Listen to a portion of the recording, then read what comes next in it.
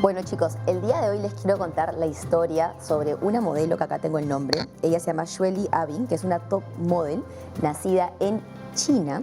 Y lo particular de esta modelo es que, como pueden ver ahí en pantalla, ella nació con albinismo, es albina, y fue dejada en un orfanato cuando era muy chiquita, cuando era bebé, porque esto se veía pensaban que era como algo negativo, ¿no? Ella luego fue adoptada, se fue a vivir a Países Bajos y ahora es una reconocida modelo y de hecho sale en muchísimas revistas como en Vogue, por ejemplo. Y algo interesante es que su nombre significa, Xue significa nieve y Li significa hermosa, ¿no? Y ella es Xueli Abin y de hecho de eso vamos a hablar el día de hoy, del albinismo. Qué bonita forma de empezar con esta historia tan bonita de esta modelo. Y efectivamente, el albinismo es un problema que, aunque es poco común, cerca de 1 a 20.000 a 30.000 personas tienen albinismo, es una enfermedad que denota muchas características peculiares. Una enfermedad autosómica recesiva, o sea que los genes que se heredan están mitigados en cada donador, por así decirlo, de papá y mamá, y para que se presente la enfermedad tienen que heredar esos dos genes. Y se caracteriza justamente por la poca producción de melanina, que es la que da el color a la piel. Entonces, al no haber producción de melanina, ocurren todos los cambios en el pelo, en la piel, etc. Y no solamente eso, también denota un problema psicológico, porque una persona que tiene esta característica puede tener problemas de ese tipo. Es verdad, y de hecho, entrando por ese lado, los temas psicológicos tienen que ver con los temas de discriminación, justamente por ser una persona diferente a lo que entendemos que es lo normal, ¿no? Que claro, es un poco raro hablar de lo normal. ¿Qué es lo normal? Y claro, también, ¿no? Preguntaría, ¿qué es lo normal? Y esas personas sufren mucha discriminación, muy aparte de los temas de salud, sufren discriminación y eso empeora de alguna manera su autoestima y cómo se relaciona con las personas, y hay muchos temas más ahí de los que podríamos hablar. Pero tenemos una invitada especialista, ella es Melissa Onofre, ella es dermatóloga pediátrica. Que, bueno, especialista en dermatología pediátrica. Y está aquí con nosotros de nuevo, porque la hemos tenido antes aquí con nosotros. ¿Cómo estás, Meli? Bienvenida de vuelta. Hola, ¿cómo están? Yo feliz. Gracias por la invitación. Muchas gracias a ti, Meli. Melissa, yo quería empezar con la primera pregunta. Yo en la introducción les dije pues que es una enfermedad autosómica recesiva, pero tú nos podrías definir, como dermatóloga que eres, ¿cuál es la definición del albinismo y cuáles son las causas genéticas de esta? Sí, claro que sí. El albinismo en realidad es un conjunto de enfermedades y van a estar relacionadas, tienen una base genética, están causadas por alteraciones genéticas y tienen el fundamento de que estas personas que van a padecer la enfermedad van a tener alteraciones a nivel de la producción de esta sustancia que comentabas, la melanina, que es la que se va a encargar de pigmentar y tiene otras funciones en relación a lo mismo, no solo la piel, sino algunos otros tipos de tejidos como los iris en los ojos, etc. Entonces, es todo en realidad es como un espectro, porque hay varios, incluso síndromes o enfermedades que van a también tener albinismo dentro de sus síntomas. Claro, incluso síndromes asociados, ¿no? Es verdad, es verdad. Hay síndromes que pueden compartir otras características y además de albinismo, ¿no? Así es. Y Melissa, Roberto mencionó la palabra melanina, pero para que nos puedas explicar un poquito más y podamos entender, y los televidentes pueden entender, ¿no? ¿Qué es la melanina y cuál es el rol que juega en justamente esta condición? Bueno, en realidad en nuestras vidas, porque también hay, por el otro lado está la hiperpigmentación, ¿no? ¿Verdad? Cuando hay una sobreproducción de melanina. Pero si nos puedes contar un poquito para poder entender. Sí, claro que sí. La melanina es la sustancia que se va a producir en los melanocitos, que son como las células. Acuérdense que todos nuestros tejidos y órganos van a tener como unidades que van a ir formándose. Claro.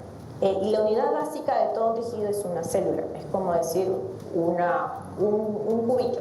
Claro. Entonces, estos cubitos que van a ser los melanocitos, que van a estar en la capa basal de la epidermis, que es como la capa más superficial de nuestra piel, son los que se van a encargar de producir esta sustancia. En realidad existen diferentes tipos de melanina también.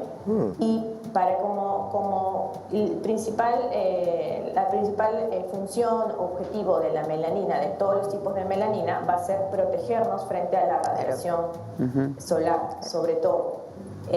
Pero, por ejemplo, a nivel ocular tiene también otras funciones. Entonces, sí, muchas enfermedades que van asociadas a deficiencias en la melanina, disminución en la concentración de melanina en algunos de estos tipos de tejidos, van a tener algún tipo de síntoma o algún tipo de alteración. Qué interesante, Melissa, no sabía que habían diferentes tipos de melanina, me llama bastante la atención eso. Y me pregunto, ¿no? De repente es algo muy común, yo la verdad no conozco mucha gente, muy pocas veces en la vida he visto a alguien, aunque sea en la calle, que tenga albinismo. ¿Qué tan común es? En realidad es poco común.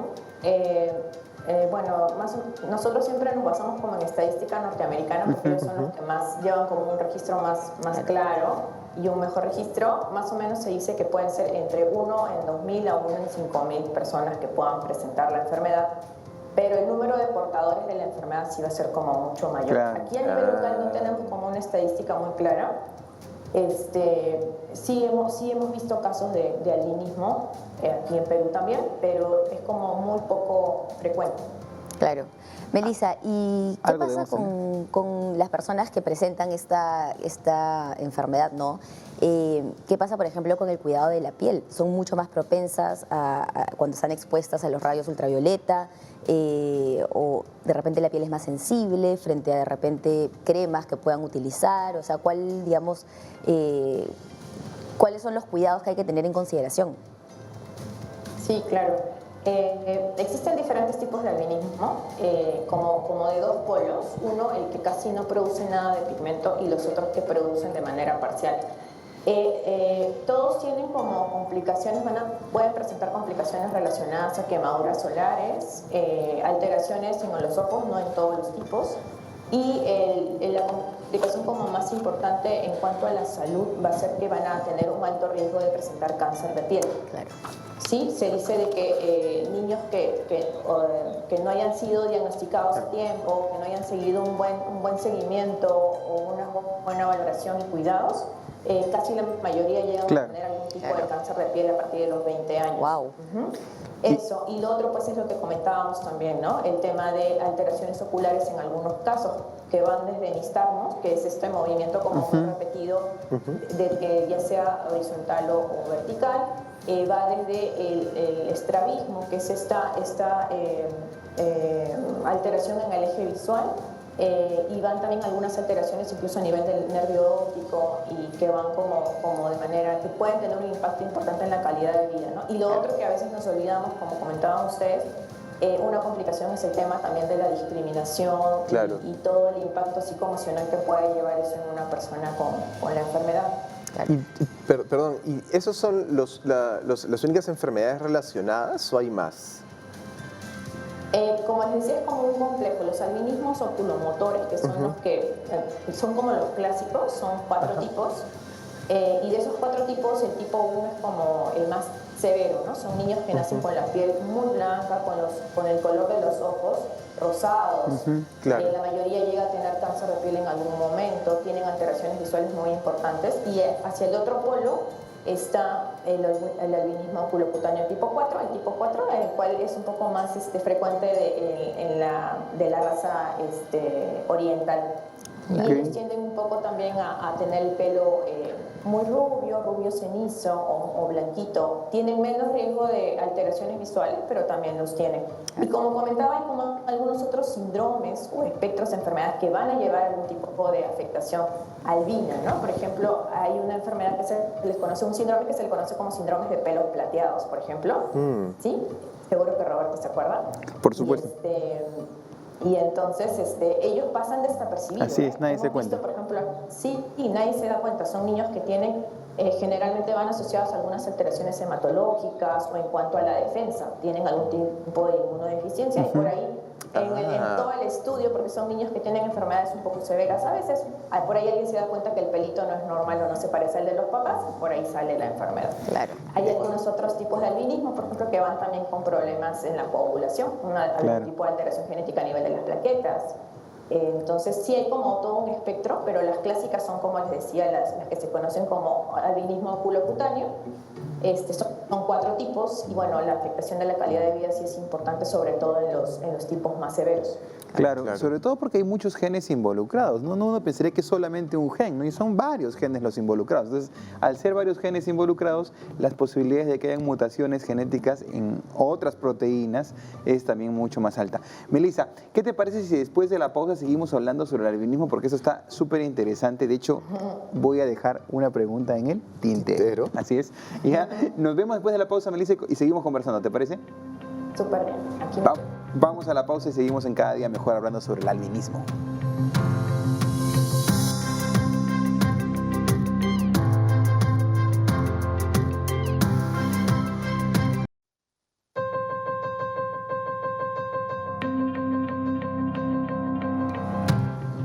Volvemos en Cada Día Mejor hablando sobre el albinismo y todavía tenemos a Melissa Onofre conectada con nosotros. Ella es dermatóloga pediatra y nos está resolviendo muchas preguntas sobre el albinismo. Melissa, yo había dejado una pregunta en el tintero efectivamente y quería preguntarte sobre las pruebas genéticas. Nace un niño albino, ¿qué pruebas genéticas tiene que hacerse? Obviamente el diagnóstico es clínico y cantado, pero la posibilidad de heredarlo, los papás tienen que hacerse pruebas genéticas si es que es su primer hijo. ¿Cómo es esto? Sí, como lo mencionabas al inicio, es una enfermedad con carácter autosómico recesivo. Eso significa de que sería necesario de que tengamos como 2 tipos de genes. Recuerden más o menos que nosotros heredamos como un gen del papá, por decirlo así, como de manera general, y uno de la mamá. Entonces, que estos 2 genes sean los portadores del gen enfermo, ¿no? Que porta la enfermedad. Entonces, cuando nace un niño albino, como dijiste, el diagnóstico pues es clínico. De recién nacidos, de repente va a ser un poco difícil poder clasificarlo porque depende también del tipo que nosotros vamos a poder orientar de repente el estudio y también la vigilancia, el tratamiento. Pero vamos a poder hacer una buena investigación, un buen interrogatorio relacionado a los papás y también a todo el árbol genealógico, ¿no? Claro. Junto con ayuda de algún genetista. Claro. Entonces, para poder determinar más o menos el tipo y en el caso de que quede alguna duda, poder hacer algún tipo de estudio genético. Generalmente los estudios genéticos se realizan de la parte del bulbo, del pelito. Melissa, pero básicamente, como dijiste, es como más clínico. Así es. Melissa, ¿y cómo es el tratamiento, no? Una vez si es que hay un tratamiento, ¿no? O qué es lo que hay que hacer, porque de hecho me imagino que deben ser preguntas muy frecuentes, sobre todo de los padres, ¿no? Si hay un tratamiento de repente, o sea, tienen que tomar algo o simplemente los cuidados que nos mencionabas de la piel. ¿Qué pasa? ¿Cómo es, digamos, cómo debería esta persona...? ¿O hay que suplementarlos con alguna vitamina o no? Claro, si es que hay algún tratamiento que no necesariamente tiene que ser farmacológico, podría ser quizás, como dice Roberto, multivitamínico o algo así. Sí, bueno, básicamente el tratamiento es preventivo de complicaciones y de mejorar algún tipo de, por ejemplo, en el caso de presentar algún tipo de alteración visual, hacer un seguimiento adecuado, valorar el tema de necesidad de repente de uso de lentes refractivos, porque ellos también pueden hacer alteraciones en la refracción, y todo lo que sea en relación a medidas preventivas, ¿no? Y para eso necesitamos insistir mucho en la parte de la educación a los padres. Los padres y la familia tienen que entender, uno, la enfermedad, qué complicaciones trae la enfermedad y bueno, y poder empaparse y trabajar en equipo con los médicos, que nosotros nos vamos a encargar de hacerle seguimientos, valoraciones periódicas de la piel, por ejemplo, en el caso para valorar algún tipo de alteración o algún tipo de lesión que tenga que ser estudiada. Y la parte educativa va en relación justo para prevenir el daño de la radiación ultravioleta. Claro. ¿no? Estamos hablando de protectores solares, tanto aplicados como ahora ya se consideran algunos que se pueden tomar, que van a tener como un efecto a nivel de la piel. Entonces, en estos casos, en niños, sí estarían como indicados, porque ellos pueden hacer complicaciones, como hemos dicho, hasta Claro. cáncer de piel, ¿no? Entonces, en estos casos eso, la educación, protección solar, cuidados de la piel, una valoración multidisciplinaria, porque tiene que estar el pediatra de cabecera Así de es. ley también empapado y siguiendo al niño, el oftalmólogo, el psicólogo, el genetista para la consejería genética, porque claro, luego de tener un bebé albino, los papás tienen que estar enterados y saber cuál es el riesgo que pueda existir de tener un segundo bebé. Así Y es. antes que yo sé que Diego tiene una pregunta, pero para cerrar este tema de los cuidados. Entonces, el tema, por ejemplo, de los protectores solares, pero en cuanto a los lentes de sol, desde que son chiquitos deberían de utilizar estos, Sí. porque también me imagino Sí. que eso también afecta. Si ya uno, el sol como que lo incomoda, me imagino que ellos son mucho más sensibles y por lo tanto sí deberían de tener una buena protección. Y no cualquier lente, ¿no? Un lente que tenga protección UV. Así es, deben ser lentes que tengan protección UV y también lentes que puedan filtrar la luz, incluso la luz artificial, porque ellos van a tener alteraciones Claro. para la acomodación, para poder mirar incluso en interiores. Entonces se dice Claro. que debe filtrar como la luz en interiores de un 20% y debe filtrar la luz natural como hasta de un 80% con su filtro UV, con su filtro de protección Así contra es. UV. Claro. Wow, o sea, una persona albina aquí, por ejemplo, con todas estas luces, Claro. tiene que usar Súper sí o sensible, sí. sí. Wow, no sabía tanto.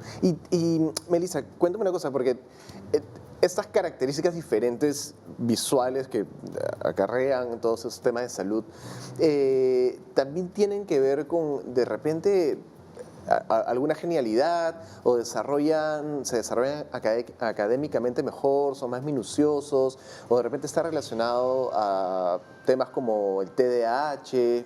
¿Hay alguna relación? Que yo sepa, que lo haya leído, la verdad es que no. Son niños con un coeficiente intelectual normal y que sí pueden tener como alteraciones en el aprendizaje, pero relacionados a la autoestima. A la afectación visual más que todo, Ah, ¿no? ok. Hoy Y te bueno, Yo también diría, por ejemplo, ahora que todo es virtual, con las computadoras, ¿no? Claro. O sea, esa constante claro. exposición a la luz artificial, a la luz azul, de hecho también afecta, ¿no? Claro. Sí, pues de hecho lo de los lentes de sol es bien común, en verdad. Hasta los niños que no son albinos, según las recomendaciones internacionales, deben usar lentes de sol en el verano. O sea que es algo que tenemos que ir cambiando poco a poco. Melissa, qué importante todos los mensajes que nos has dado, en verdad. Es súper valioso que las personas que tienen albinismo hayan estado conectadas y sepan qué hacer. Porque es importantísimo saberlo. Gracias por estar con nosotros y de hecho seguramente te vamos a volver a invitar. muchas gracias. A mí me encanta hablar de todo lo que sea piel. Lo sabemos. Gracias, Sí, Melissa. Gracias. Gracias. Cuídense. Eso que decías, yo tampoco no, o sea, sí he visto personas albinas, pero es muy poco, muy poco Claro. frecuente. Sí, es Yo muy sí tenía, raro. me acuerdo de niño, cuando vivía en Arequipa, una vecina que era albina, ¿no? Y siempre, claro, de niño te llama la atención y te da mucha curiosidad, ¿no? Sí, claro. Entonces yo me acuerdo que preguntaba, ¿no? A mi abuela o a mi mamá, le decía, y ese, bueno, tiene albinismo, ¿no? Entonces tú decías, ok, lo grabaste, pero Claro, el hecho de entenderlo es completamente diferente, ¿no? Y además, como no sé si se habrán dado cuenta, cuando Melissa nos trató de explicar lo de la genética, no es tan sencillo pues como que medio más medio, 1 más 1, 2 más 2, ¿no? No es así.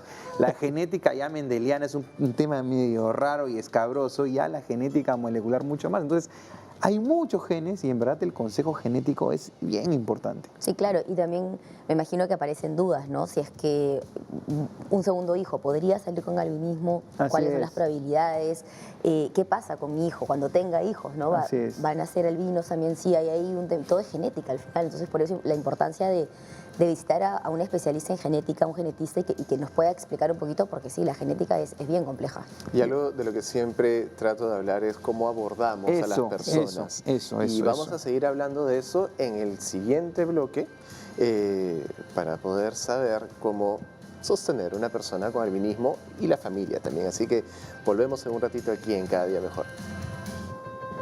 En poder.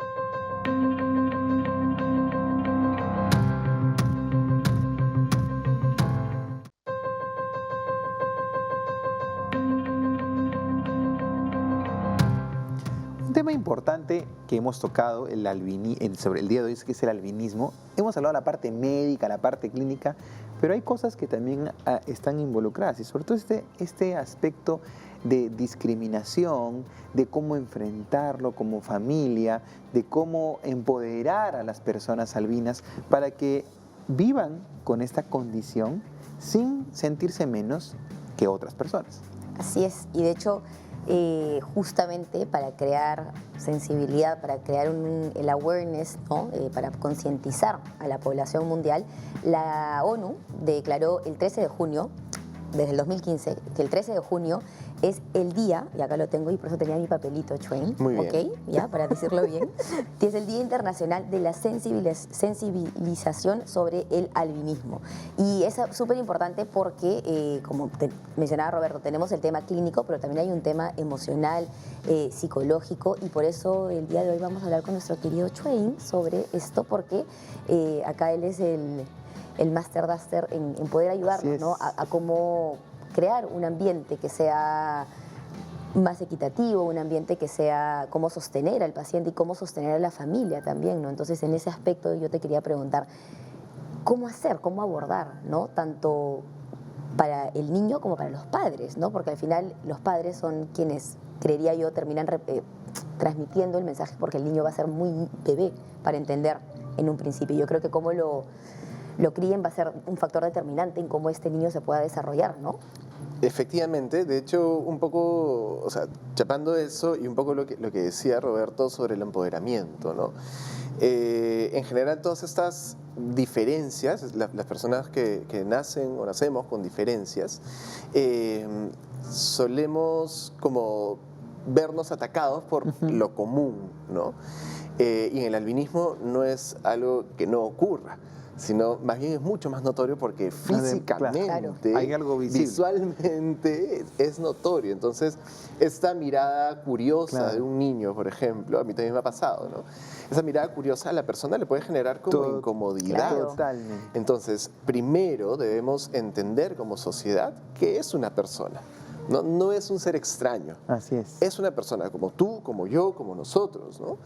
Y comenzar a decir, bueno, es una persona como yo también puedo tener una diferencia, esa persona también tiene una diferencia, y no mirarla con esa curiosidad de, a ver, ¿y qué tiene? ¿Y qué le pasa? Y de repente preguntar como, ¿no? Insistentemente, ¿y por qué eres así? Y todas esas preguntas que la persona le puede generar como, ya, basta, por favor, no se concentren tanto en mí, ¿no?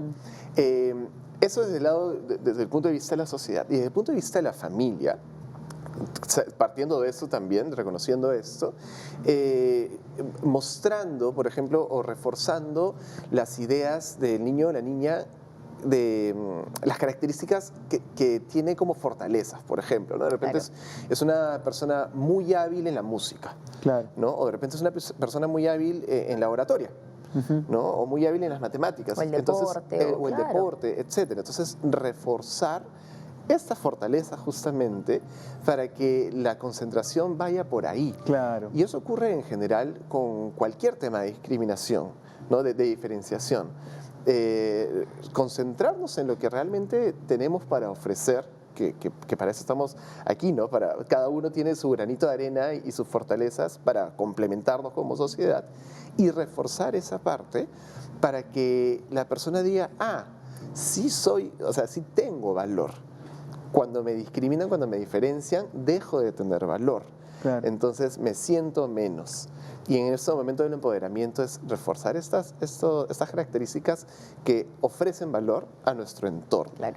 Y quizás, eso es importante. Y quizás tener un espacio de conversación y de diálogo, ¿no? Porque Por supuesto. un niño que tiene albinismo obviamente se va a sentir un poquito diferente, es diferente, y hay que validar sus emociones y sentarnos en la mesa a conversar cómo se siente, porque si asumimos que se siente bien y no se siente bien, no vamos a reconocer las probables debilidades que esté teniendo esta persona.